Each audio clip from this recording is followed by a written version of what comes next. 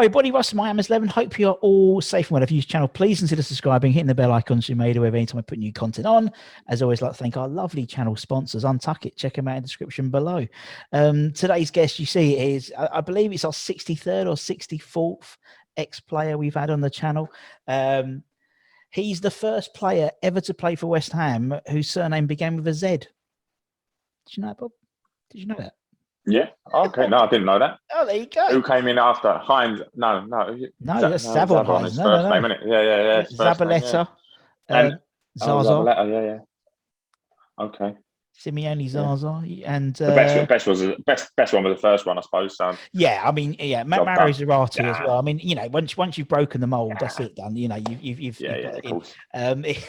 Not only is he got that accolade, but obviously, you know, made over 150 first team appearances, 40 goals, runner-up Hammer of the Year 2007. Yes, 2007. Should have won that one. Should have won that one. Joke. Give it to Tevez, didn't you? Yeah. What, just because his name's Tevez? What a joke. Unbelievable. Barely turned up, didn't he? Barely turned up that season, didn't he? Barely turned up. Only turned up halfway through the season, to be honest. But also, more importantly, Bob obviously scored the goal which took us up. You know, the Preston goal, which, thinking about it, you know, your goals to pounds ratio is quite good in your career because obviously you scored that goal. You did it at QPR as well. That's £300 million worth of money in 2 goals. That ain't bad return. I know. Shame I didn't see much of it. I don't think you saw much with it, to be honest. But anyway. No, that's a shame. How are we, Mr. Zamora? How are we, my friend? I'm good, pal. Yeah, I'm not bad at all. Not bad at all, mate. Please, obviously, seeing where the Hammers are at the minute. Yeah, exactly, man. It's it's fortunate, isn't it? There's no, you know, everything else that's going crazy in the world. That the one thing we'd have to worry about is West Ham for once, which is fantastic. I know. Can you imagine? Oh God, how have you been in this weird world we live in? Same as everybody else, pal. Just can't wait, mate. Looks like we see the finish line in the distance. So, just looking forward to that, mate. Bit of sunshine. We've got through the worst of it. Shitty weather and all the COVID, and looks like sunshine and blue skies ahead for us. Yeah, it was easier, wasn't it? It was easier when we were like 30 odd degrees in the sun in the garden. Do you know what I mean? Yeah. But no, we've all had enough now. So yeah. Fingers crossed, pal. Was there much homeschooling in the Zamora household? Yes, shit, innit? They can't wait. He never thought in a million years would you have that kids would want to get back to school. Can't wait. So yeah, brilliant. I think my daughter that Sunday, I think she's 8. I think she took herself to bed at like 7 o'clock. She laid out a school uniform. She was like, exactly. Out. So excited. Come on, wait. Waking you up early though, ready to go. Oh, it's a joke, isn't it? It's that extra hour. It's the extra hour. I can't get, when it was working from home, the whole schooling from home is easy. You get up and you roll out of bed, throw some, just getting up and getting ready and having a shower and stuff. It's crazy. Yeah. Anyway. Obviously West Ham doing well, which is great. We know they're doing well, which is brilliant. And it's nice to see, man. It's nice to see. It's nice to see at the moment. As I said, I don't think I could cope with a lockdown. Everything's going on in the world, and us being fighting for relegation, which is good. Which is good for turn up. But obviously, we talk about the past, the nostalgia stuff, and obviously, West Ham barking boy, West Ham boy. If we go right back to the beginning, obviously you signed as an apprentice for West Ham. Schoolboy, yeah. Was it always West Ham? It was always going to be West Ham when they came calling. So I was at Charlton at it sounds quite old now. I think I must have been 10, 11. I mean, they get snapped up at like age 3 now. It's mad. Yeah. But I think I was like 10, and I was at Charlton and we trained at Newham Leisure Centre, actually, on the Astro at Newham Leisure Centre. We used to. Alan Kirbishley was actually one of the coaches over there, believe it or not. Mad, crazy. And I remember playing for Newham at Langdon School, and my best friend Frankie, his dad was obviously a huge West Ham fan, and he played for the district side with me as well. And then the dad was on the side watching the game. My mum weren't there, and Frank Lampard Senior was watching. Came over to watch me, so he ended up speaking to Danny, because obviously he was looking after me, taking me home after the game and that. So yeah, I mean, he spoke to me after the game and just said, look, love you to come and have a trial over West Ham and play a couple of games for us. So I was like, yeah, unbelievable. They were buzzing, I was buzzing. Everybody was just on the way home, just absolutely buzzing. So I ended up going over there and was over there till 14, I suppose. From, 11 till 14. But we had a real good side. Again, there's JT was over there, Ledley was over there at one stage, Paul Konchesky. Real good set of lads. And then they bring the other satellite centres in. We always trained at Chadwell Heath, but there are obviously other ones, around the country. Michael Carrick was up at the one up north. So in the summer holidays, they'd come down and they'd have a mixed game between all the sides. So it was, you'd get to know who the faces were. Adam Newton, Sean Byrne, Cara. So you get to know who's in what sort of areas. But no, great, I loved it. That was my time at the Hammers back as a kid. Yeah, and then obviously it went full circle, didn't it? Full circle, and obviously and you came back, full time. That's obviously from them down, North London. Yeah, and. That's just a stopgap. I was only there a blink of an eye. That's what I mean. Stopgap. It was all part of the plan. Went in, didn't like it, shut off. Yeah. It's like going to a shit party, isn't it? It's like going to a shit party. It is. I'm getting out of here. You go in for a little drink, walk around so everyone can see you, and then later, a couple of days, do you remember that time we in the party? Yeah, you were there, weren't you? Yeah, exactly. Yeah. And that's when it really began. When it came back, and obviously, when West Ham came calling, I know it's part of the deal with Jermaine going back over, but when you were told that you were part of it, did you get told that you're part of it? How does it work with the players? Yeah, it was January. It was January transfer window, so it was obviously last couple of days. Leeds were actually in for me as well, and Leeds were in the Premier League, and doing well. So I mean, it was like Leeds, nice, but when I found out West Ham were in, it was like, wanted to, and it came down to me in terms of Pards said, look, if you don't get him as part of the deal with, then it doesn't happen. So, I mean, it was a given for me anyhow. He didn't even have to say, part of that, but ended up coming back home. So. Yeah, was chuffed to be there, and chuffed to score on my debut. I remember Bradford away was the debut. What a shithole, but scored, so absolutely buzzing. And then the home game debut, I remember, walking at Cardiff 1-0, scored the winner. So it was fantastic. You know what I mean? I'm forever blowing bubbles. I've said it before. When you go out as on the pitch and you've sung it so many times, it's like the hairs on the back of your neck. It's like unbelievable. So it was so surreal, really was. But like I say, scoring debut at home was fantastic as well. Yeah. And I mean, look, there's lots of people, lots of strikers we brought in seem to score in the debut. TC obviously scored in his debut, and Hartson scored his debut, and yourself, and it just gets you going, doesn't it? And I mean, you were banging him in that time, and then obviously, coming home, bubbles, all that. It just worked, didn't it? And obviously, Pards really wanting you must have given you some I know you're buzzing already coming in, but for the manager to say, look, he's in it, or we don't have the deal. He's got some real. Yeah, it's nice. Yeah, it was nice. It was actually funny. I spoke to Glenn Roeder as well once before I even went to Spurs. I think it was about the same time as Spurs, but they didn't come up with the money. So, but I remember speaking to him in the summer, and saying, look, would love to have you over, and it's like, okay, yeah, it's fantastic, but no bid went in. So, But nice that Pards wanted us, and nice to hit the ground running. Oh, definitely, man. And as you said, hit the ground running, smashing goals. Obviously, just for a little bit of history, so to speak. History seems fucking ridiculous in 2012, but back in the day, even there, obviously, you started that for, you came in that season, that January. We'd got to the playoffs. And obviously you had that fantastic, that everyone talks about that Ipswich game, back under the lights at the Bowling in the semi-final. We got that. And I still remember someone talked to me the other day about Christian Daly. Like, I remember we gave him the mic, didn't we? And he did like his sort of like, remember at the end of the game, we're going to go to Cardiff and we're going to win. I was like, yeah. Obviously it didn't pan out like that. I still have, it's so funny. Like when I still do, if I ever like DJ at like a friend's wedding or whatever, when we had weddings and we could do things like that. And someone asked me, oh, can you play it Glad All Over? I still can't play it. Because I've just got this vision of like closing my eyes and seeing about 40,000 yellow shirts that singing Glad All Over the Palace. I hate them. Yeah. I hate them and all. I hate them as you hate everyone, don't you? You hate everyone.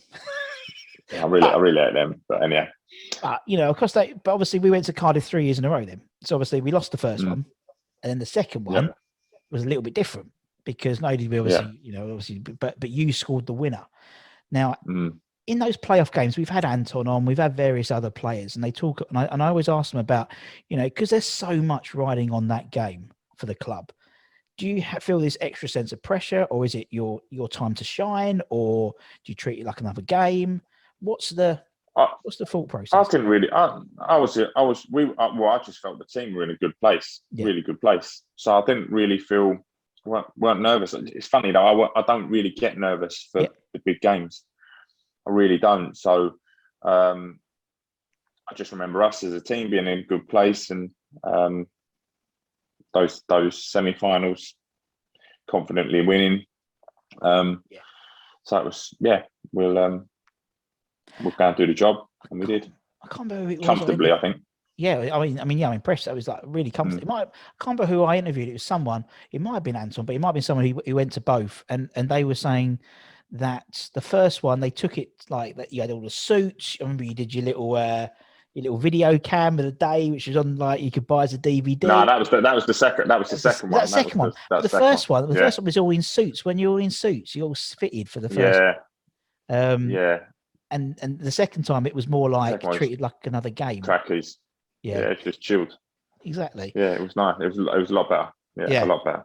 Yeah, and that's the thing. I think it seemed to be a lot more workmanlike. We're getting the job done, and you just got the job done, and it was Even when Jim got injured and Stephen had to come in, for those last few minutes, bless him. Oh, dear. I love Stephen. He's absolute crackers. He's brilliant. He is, isn't he? He had him on. He's and Jim, and they're all great. But it's just fantastic scoring that goal, and obviously, you've been a West Ham boy scoring that goal, going up. It's just. Roy the Rover stuff, man. Still makes. I had to watch the other day, knowing you were going to come on. I thought I'd watch it. It's so good, so good. Gets you going. Fantastic day, really. Yeah, it really was. So, just a little bit. The only thing would be it was in Cardiff, not Wembley. But do you know not a lot we could do about it? No, but you know what though? I prefer, in a weird way. I know Wembley is Wembley, and Wembley is like but. For the fan, the experience, Cardiff was great because it was bang in the middle of the state of the city. They split the city in half. All the pubs were open. Wembley, it's a bit like Wembley Way. I mean, it's a bit like criticism of London Stadium in terms of it's a bit away from everything, whereas at Upton Park it was on top of everything. So, I know, but I mean, I had the same car park space 3 years in a row because obviously we went there again, didn't we? The following year. Yeah. Not as great, but yeah. I think we had Conch on and I think we had Matty on as well, and they were like, so with the FA Cup, don't talk about the FA Cup though. It's just so gutting, really. Just I mean, had one hand on the trophy, and Stevie G, coming up with that so late, and then just the cruel way to lose it on pens, but it is what it is, isn't it? Really, I mean, I remember going up and taking that penalty and being so confident, really, like we had Peter check in the week before, the week of the final, because he's friends with Ludo, isn't he? So he came in as a neutral goalkeeper. I didn't really know anyone, and each player had to take 6 penalties. So I took my 6. You'd go and do training, and then you'd go off in groups of 4 and 5, and don't take your pens. And I took my 6, 3 of my left and 3 of my right, scored all 6. And I was just I was all right. I'd taken penalties before for other clubs. So I mean, Rayner just goes the right way. I mean, I know people say, you missed the penalty. I said, no, I got a penalty saved, mate. Got a penalty saved. That's a difference. That is It's a a difference. difference. Yeah. That's a It difference. is what it is. But gutting, mate. I mean, that would have been so special. Exactly. But yeah, robbed like that and robbed by Stevie G. Yeah. Yeah. Hopefully, I want to get Scaloni on the show and just ask him. Lionel, yeah. Why? He was Just like... yeah, bless him. Honestly, I've never seen anybody so devastated after losing a game. Like really, no. From the end of the game, we obviously flew all the way back home to the Stansted. Yeah. And he was with his dad, and he just cried the whole. Mate, I mean, like what it must have been like 3.5 hours, like bawling his eyes out, solid. Oh, no. Yeah, Poor but guy. yeah. Yeah, Argentinian international. He was the Argentinian international, and I think I was sat. I think I had a good seat. Like I managed to get one, and it was like I remember I was right above the second half injury time goal, and obviously I saw the ball come, and obviously Marlon only had one leg, didn't he, at the end? And it was the wrong leg. He had to. If he had 2 legs, he would have scored. But oh well, it just adds to the whole West Hamness, isn't it? It's just West Ham. But it's weird when you leave a game and all the other opposition shake your hand and say, "Oh, you won. We were robbed. You were robbed." Liverpool fans saying they were robbed. That's ironic, isn't it? Wow. Shots fired. But anyway, it was. I mean, it's a great time. Obviously, and obviously we're in the Premier League again. That was a great season. I thought that season. I mean, you were banging them for the beginning of that season as well. I mean, I think you were like top striker, the goal scorer for a few weeks, for the opening weeks or something like that in the Premier League, and just had a knack of scoring. I remember it was like just a good team, mate. Real good team, real good changing room. Yeah, great changing room. It was just a fantastic place. Yeah, and as you said, good atmosphere. The changing room was good. There was a good vibe around the place. I mean, it's the same now. I think there's parallels to now in terms of this. It seems to be a good changing room, good atmosphere, good manager. And I think it seems there's a lot of parallels. I think with that team and this team, young team, hungry team. Yeah, he brought you in. He brought the Wimbledon boys in as well. There was I mean, to be fair, out of all the managers I've worked at West Ham with, he was the only one who gave a shit about what music we'd played. So literally, I'd say Harry or whoever wouldn't care, and Slav and none. But literally, I reckon pretty much every other game, I reckon he'd bring us into this that little office and ask, "So Russ, what music we're going to play today?" And I said, "I don't know, a bit of." Bloody hell. And he was always like, "Right, what, a bit of Rat Pack." He loved fucking Rat Pack. He did. And I was like, "It's not going to work. It's not going to work, Alan. It's not going to work." I remember once he went to see the Rat Pack at the Soho Theatre, Rat Pack Live, and he went backstage and bought he basically hired the Dean Martin impersonator to come on the pitch. I think it was half time for one game to sing Bubbles, and he didn't know the words. Brilliant, yeah. Typical West Ham, like great idea. Well, he came back.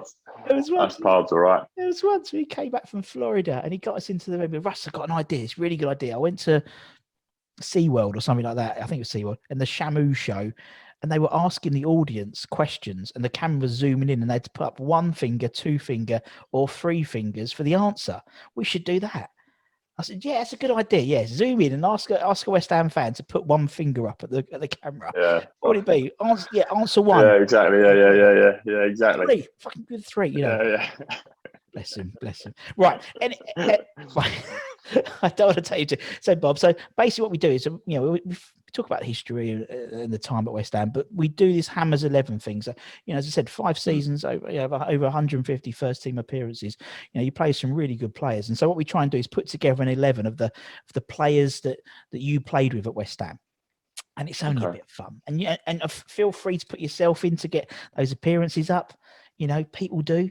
Some people don't. Some people do. It doesn't matter. But that's what this counts as an appearance, is it? It counts as an appearance. I'll have a word with with Rob on the program. I'll get it changed. So we try and keep 4-4-2 as well. I know you deal with the football escapes thing. I know but we try and keep 4-4-2 because that's the only graphic I've got. So who would be in goal for the Zamora 11? That's the question.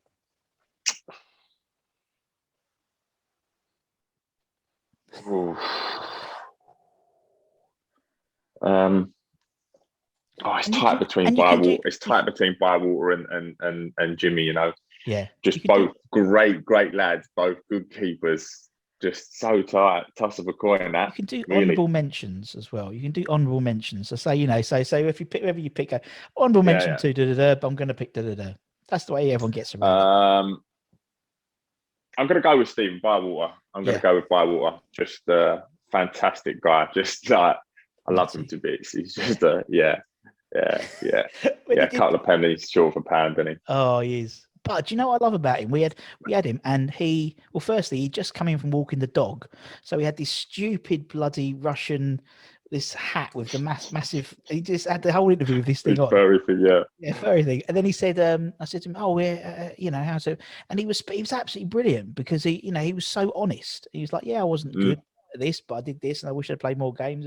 But yeah, it's something about him. He's just really endearing. Stevie. Yeah, so Stevie. Sweet. I'm going to go for. Yeah. Okay, I'll put Stevie Bywater in. Left back. Who's going to be left back?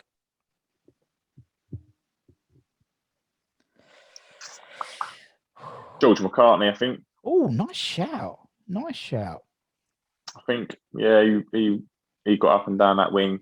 Solid. Created a few goals for us. Yeah, he was very, very steady. Very steady. And you need that sometimes. You need players like that. You know, they sort of. Yeah. We've got a few of them now. I think Soufal is very similar. You know, I know he's on the right side, but he's a 7, 8 out of 10 every game. You know, and he's not going to deviate from that. And George, I don't remember George making any mistakes. No, he didn't. He's thinking. No, yeah, I'm obviously a Conch I play with everywhere, don't I? You play with Conch everywhere, but you know, everywhere. He follows me about.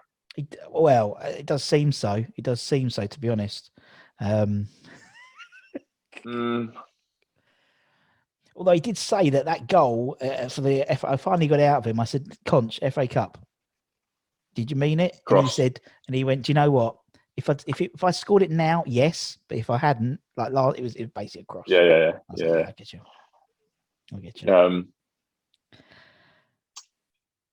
Put Conch in. Conch. All right, we'll put Conch in. Put Conch in. He'll then retweet it. That's what I like. Social engagement. There you go. Conch in. Yeah, that boy. Conch. He's the same. Yeah, up and down. It's just me and him have just got an understanding as well, really, in terms of he's created so many goals and knows where I want the ball so often. So played with him as a kid, barking in Dagenham and Side. So definitely. And it's funny, and it's funny how there's that sort of particularly you and Conch, how it's sort of like gone through. Obviously, not you've pretty much done very similar career paths. Obviously, at Fulham together as well, and it's Queens Park Rangers, Spurs. Yeah, it's crazy. Under 21s, full England, Sunday side, district side, county side. So you just can't get rid of him, can you? I just can't shake him. Yeah. Oh well. Poor Conch. Anyway, right. Put Conch in. Go on then. Let's go right back then. Who's going to be right back then? I think Lucas Neal. Yeah.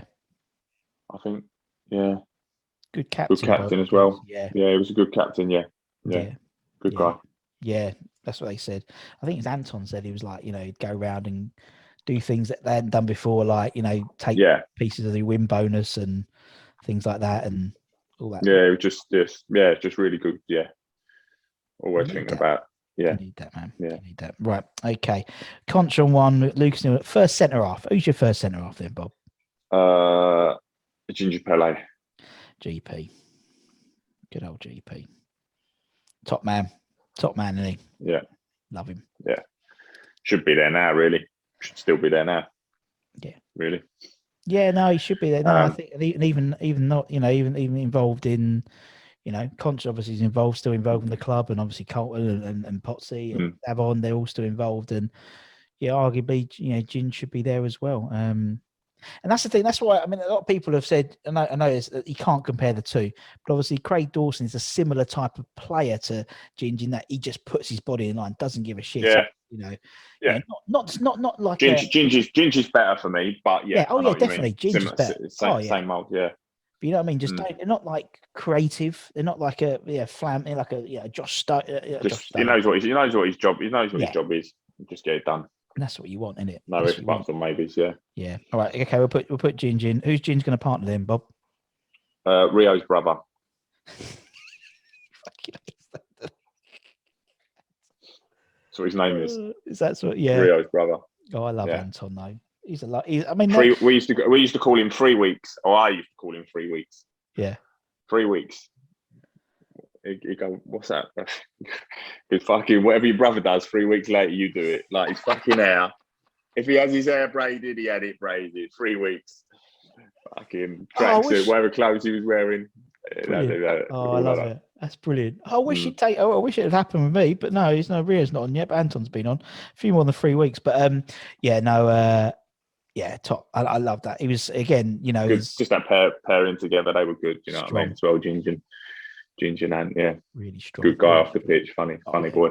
Funny boys. Yeah, I mean, you had a real good team spirit. All funny guys, to be honest. Based on obviously what we see as fans. But anyway, right. Midfield, left wing. Who's gonna be left wing then, Bob? Matty Everton. Yes, Effers. Good old Effers. Yeah. Top man. Forever up and down that wing, and he worked his cock Old off. school. Created some goals. Yeah. Created some goals. Scored some goals. So. No, yeah. And I think with him, he's like that old school, like, it's a lost art, I think, like being a true winger, just putting left on the right wing, not on these different foot. Yeah.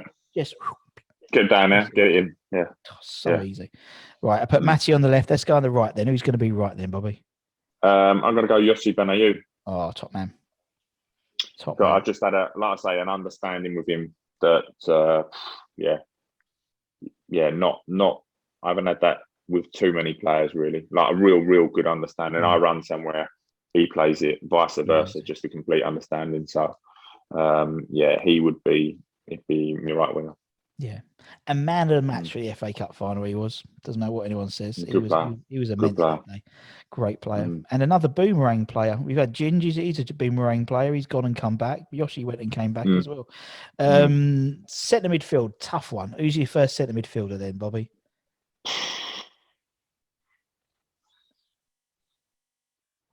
Oh God, had some good ones. Centre midfield, yeah.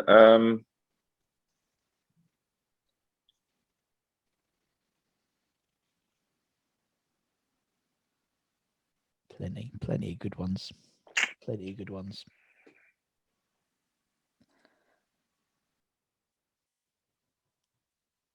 I think I'm going to go with either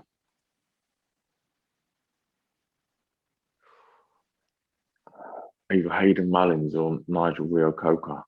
Ooh.